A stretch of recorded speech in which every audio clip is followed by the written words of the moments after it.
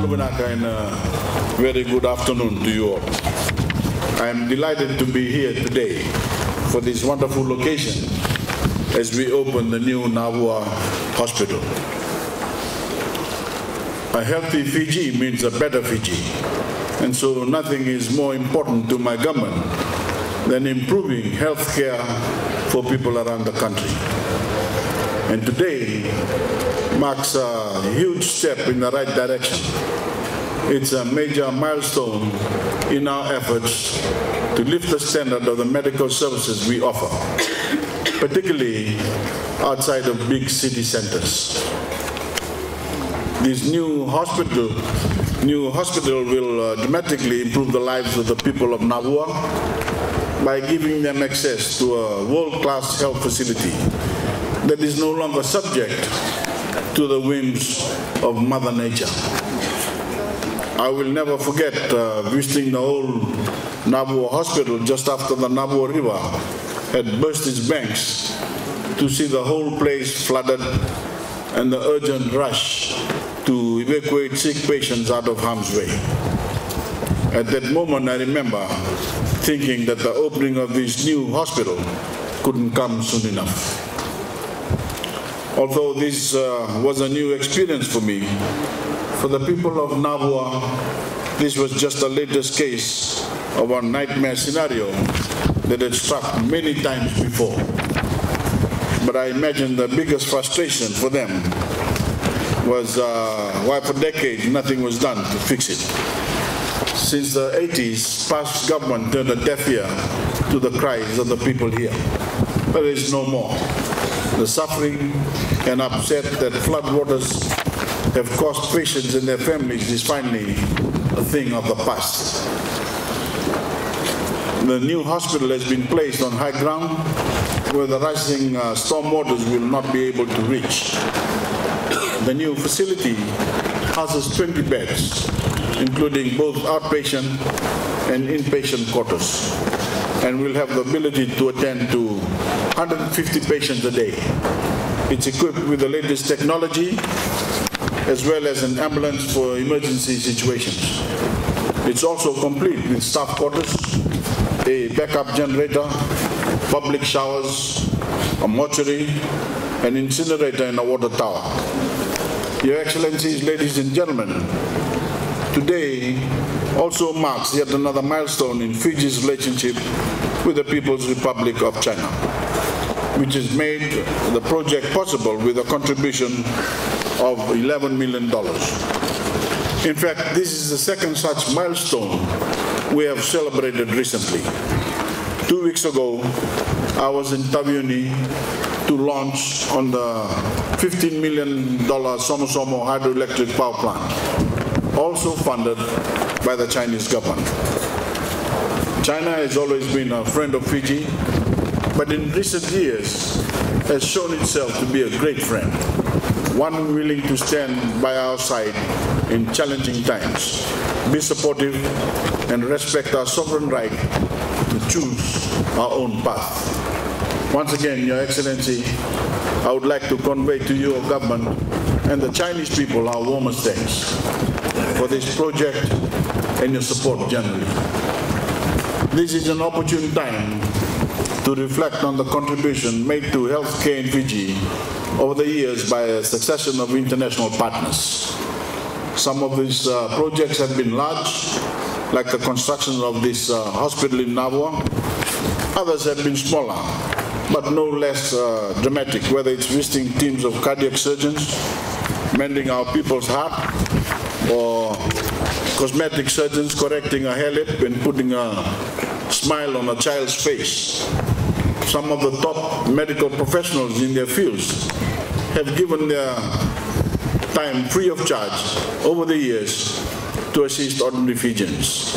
Some from our traditional friends like Australia, from New Zealand, India, and the US, others from much further afield like Israel.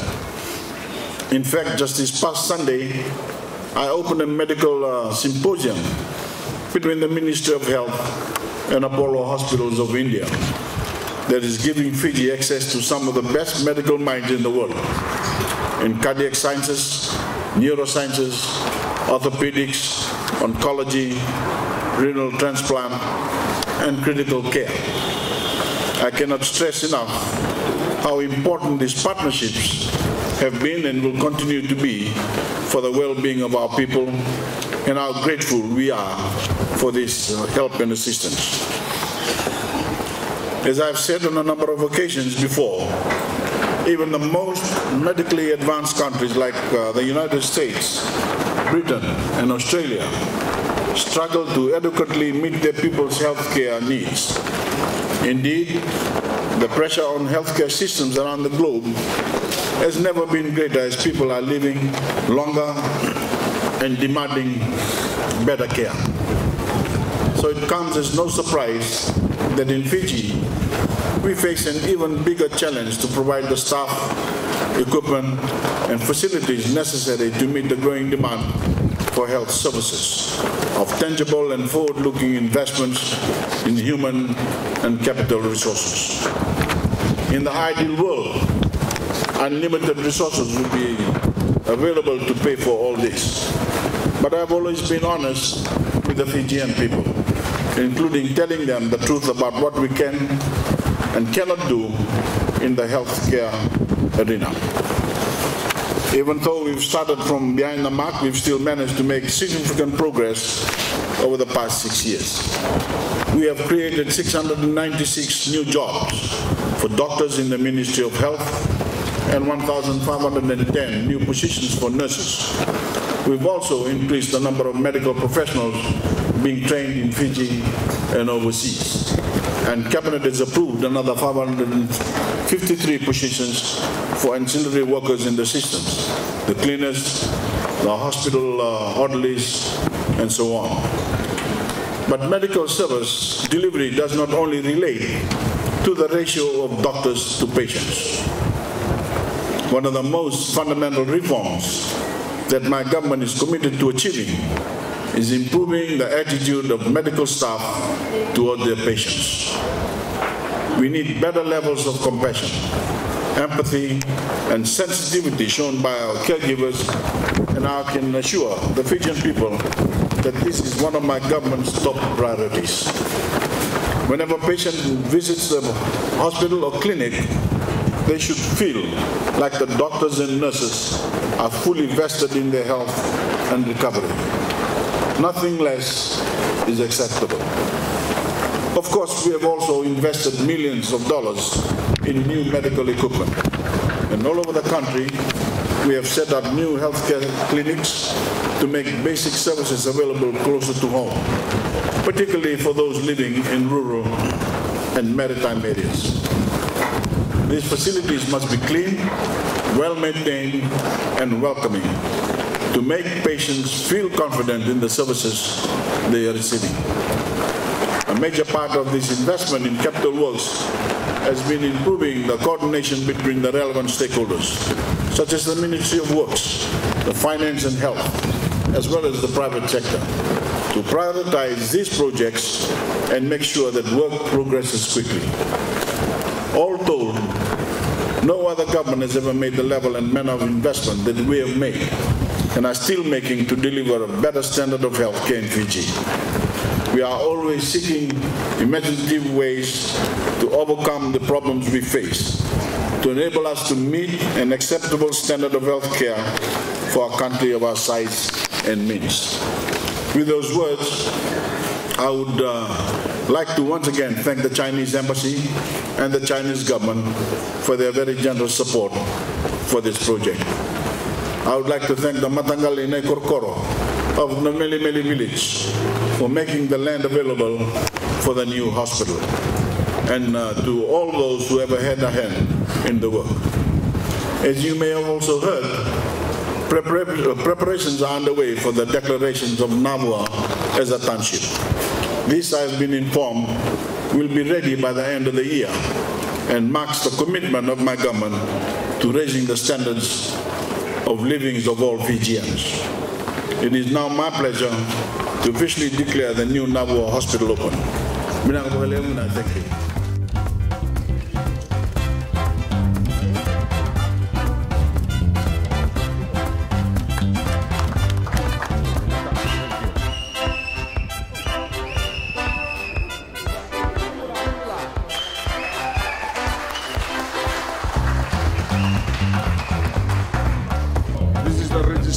where they do come in and register for general outpatient. And this is where they do the registration for dental clinics.